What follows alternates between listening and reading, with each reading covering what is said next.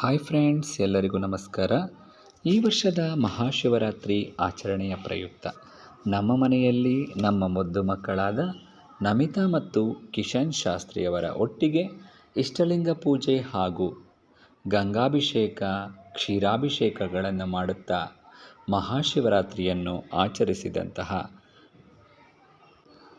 ಕ್ಷಣಗಳ ವಿಡಿಯೋವನ್ನು ನಾನು ಇಲ್ಲಿ ಅಪ್ಲೋಡ್ ಮಾಡ್ತಾ ಇದ್ದೀನಿ.